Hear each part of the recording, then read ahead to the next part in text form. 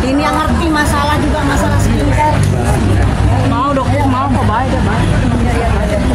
Agak munduran bisa nggak sih? Yuk mundur. Oke. Ya dokter gimana dokter ya kan hari ini jadi kita saksi lagi nih seperti apa? Sebentar ya. Sebelumnya dokter ingin menyampaikan sebenarnya keterangan tambahan. Cuman tadi kayaknya waktunya diburu-buru sama yang punya majelis hakim. Dokter mau bacain di sini ya. Ya, oke. Karena kan belum tentu nih kalian mau ada di sini semua. Pertama, kepada masyarakat Indonesia yang sangat dokter cintai, dokter mohon dalam menggunakan segala jenis kosmetik agar benar-benar selektif dengan cara mempelajari fungsi dan kegunaannya, isi dan kandungannya, sehingga tidak perlu lagi ada hal-hal seperti ini. Ya, di mana dokter harus mengorbankan tenaga, waktu, pikiran, biaya, serta keselamatan diri pun dokter pertaruhkan.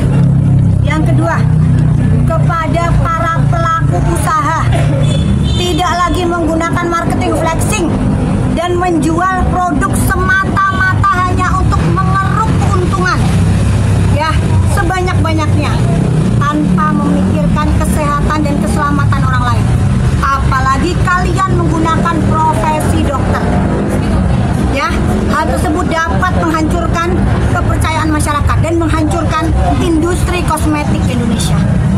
Yang ketiga, kepada lembaga negara terutama Badan POM yang diberikan tugas untuk mengawasi dunia usaha kosmetik dan menjalankan tugas penegakan hukum, agar ada atensi khusus dari Bapak Prabowo Subianto, mengingat Badan POM berada di bawah langsung pengawasan Presiden.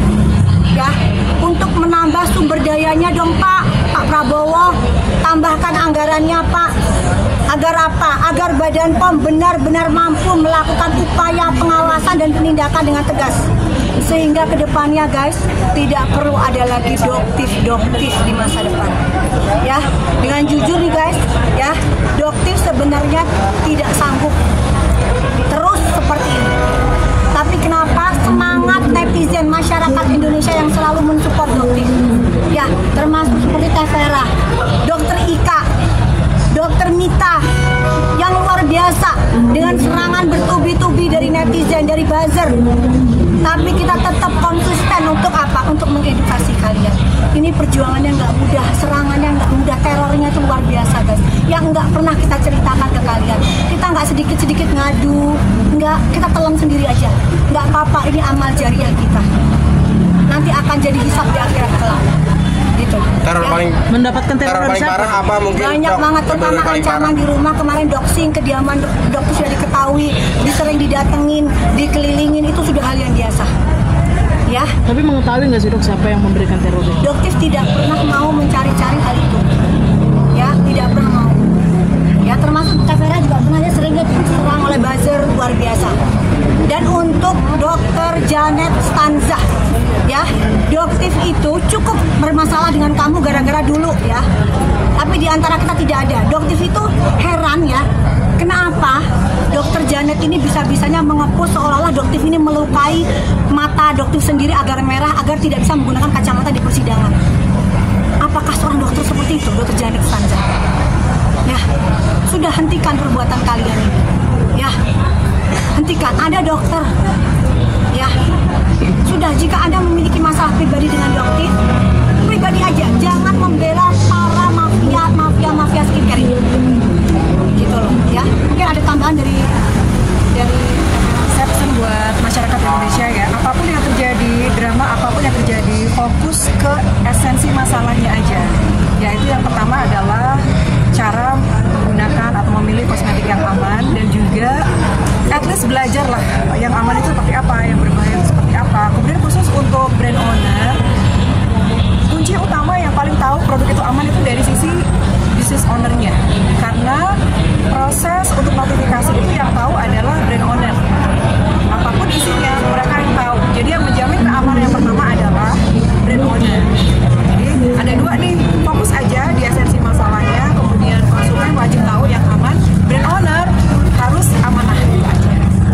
ada satu lagi untuk pemanggilan Dr. Reza Gladys. Beliau sudah dipanggil di Polres Jakarta Timur. Tolong Bang Caca. Ya, saya sebagai kuasa hukum Doktif terhadap laporan yang terhadap laporan dengan perbuatan persekusi yang terjadi waktu di Jakarta Timur. Kebetulan tim penyidik dari Polres Jakarta Timur telah memanggil sebenarnya kepada saudari RG, Dr. RG, untuk dimintai keterangannya sebagai saksi, bukan sebagai pelapor. Jadi setelah beberapa kali pemanggilan itu beliau belum datang dan belum memberikan waktu, menyempatkan untuk memberikan keterangan terkait permintaan keterangan oleh tim penyidik yang sebenarnya dalam perkara tersebut yang dilaporkan itu saudara SS, tapi harus meminta keterangan terkait adanya yang saudari SS ini bilang adanya pemerasan yang dilakukan oleh Doktif, dan itu harus dimintai keterangannya secara clear.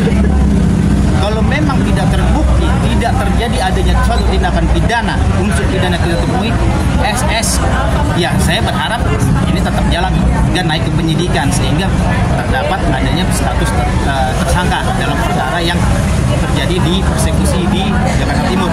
Jadi saya mohon kepada kuasa hukum Dr. Reza Gladys, tolong bilang kepada kliennya untuk hadir sebagai saksi untuk memberikan keterangan. Saya mohon sekali lagi, tolong hadir ke Polres Jakarta Timur. Jangan hanya hadir ke dalam persidangan atau sebagai pelapor, mereka garcep banget Suruh gitu kan. datang, jangan cuma preskon dicumi-cumi bisa, tapi giliran datang ke panggilannya Jakarta Timur ada aja alasannya. Pak Anos ditunggu di Jakarta Timur sama kliennya ya, biar ini tidak jadi terus pertanyaan ke Doktif kasusnya SS Ular gimana ceritanya gitu loh ya. Oke guys ya, itu aja Dok, ya. ngomongin yang tadi katanya matanya sengaja ditonjok, itu sebenarnya hanya Bukan sengaja ditonjok, bukan. Jadi Doktif itu menyakiti diri sendiri, mata merah agar tetap bisa menggunakan kacamata. Berarti secara tidak langsung difitnah. Betul ya, sementara sudah ada jelas yang namanya surat dari dokter dan majelis hakim melihat sendiri itu sesuatu hal yang sangat tidak mungkin, tapi itu dilakukan oleh seorang Janet Stanza dengan merepost seperti itu. Dia membuat tulisan seperti itu, semuanya sudah ada buktinya ya. Kenapa? Sebetulnya sakit apa? Kan memang dokter itu melakukan stem cell ke seluruh muka gitu loh, jadi memang ada beberapa yang berbekaka di daerah tertentu gitu loh, dan memang membutuhkan waktu ini selama 1 bulan itu harus bed rest. Nggak mungkin orang dipanggil begini gimana bed rest. Dan disangkain mangkir lagi, takut. Kan digoreng lagi, takut, panik kabur. Kan kalian sukanya begitu para mujahid. Sedikit pun Doktif itu nggak takut, ya Allah, Allahu Akbar gitu loh. Ini amar ma'ruf nahi munkar ya, resiko di bencana yang resiko kematian aja besar banget Doktif takutin kok, meninggalkan KTP kok, apalagi cuman begini kecil remeh-temeh ini masalah begini gitu loh. Dok, tadi sudah memberikan kesaksian dari NM, tanggapannya apa tuh pas selesai tadi? Kan ada tanggapan dari NM tuh mengenai kesaksian dokter, gimana mungkin dok? Alhamdulillah, jadi tadi begini ya, memang kalau Doktif rasa endorsement, jadi kenapa? Kalau temen, Teh Vera belum pernah Doktif endorse ya? Loh, sebagai apa ya? Teman-teman, jadi nggak ada red ya? Nggak ada. Jadi kalau teman itu biasanya kita nggak ada red, atau misalnya itu lucu-lucuan aja, hanya lisan, karena teman kita kenal. Tapi kalau misalnya berada di bawah naungan agensi ya pasti ada kontrak gitu. Nah yang Doktif lihat, oh mungkin ya ini hanya sebagai endorsement saja. Dan Doktif kan tadi kan ditanyakan apakah mengenal Nikita atau sindikat, kan nggak ada sama sekali, cuman ketemu 3 kali ya. Pertama di Polda Jatim pada saat Doktif dimintain keterangan sebagai saksi dari Sahrul, kasusnya Sahrul ya. Yang kedua itu di acara ulang tahunnya Doktif ya. Yang ketiga pada saat pemeriksaan di Polda Metro Jaya, hanya 3 kali. Dari mana bisa dikatakan sebagai sindikat? Jelaskan. Nggak ada. Dan dikatakan Teh Vera menerima aliran dana dari Doktif.